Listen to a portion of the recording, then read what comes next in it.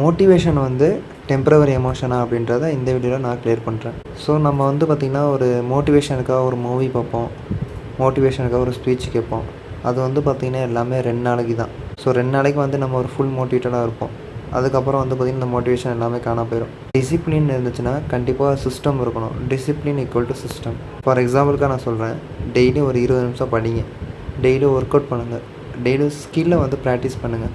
So இதை வந்து நீங்கள் பண்ணிகிட்டே இருக்கும்போது என்ன பண்ணுன்னா, நமக்கு ஒரு ஃபீல் வரும். ஃபீல் இருந்தாலும் ஃபீல் இல்லைனாலும் அந்த நம்ம ஆக்ஷனை வந்து பார்த்திங்கன்னா சேமாகவே கொடுத்துட்ருப்போம். ஸோ தட் ரெப்பிட்டேஷன் வந்து பார்த்திங்கன்னா இந்த பிரெயினில் வந்து ட்ரெயின் ஆயிரும். ஸோ ஓகே, இதை நம்ம வந்து டெய்லி பண்ணிகிட்ருக்கோம், ஸோ கான்சன்ட்ரேஷனாக வந்து இதை பண்ணிக்கிட்டே இருக்கணும் அப்படின்ட்டு. ஆஃப்டர் சம் டேஸ் வந்து பார்த்திங்கன்னா ஆக்ஷன் வந்து ஆட்டோமேட்டிக்காக நடந்துக்கிட்டே இருக்கும். ஓகேவா? ஸோ நம்ம வந்து இதுக்காக நம்ம ஹார்ட் ஒர்க் பண்ணி ட்ரை பண்ணணுன்ற அவசியம் கிடையாது. அப்போ சக்ஸஸ் வந்து பார்த்திங்கன்னா லக்லலாம் வந்து வராது. ஹேபிட்டாக நம்ம ஒரு ஃபாலோ பண்ணுற ஹேபிட்லேயே வந்து பார்த்திங்கன்னா நல்ல ஒரு ரிசல்ட் வரும். மோட்டிவேஷனை ஸ்டார்ட் பண்ணுங்கள், டிசிப்ளினாக ஃபாலோ பண்ணுங்கள்.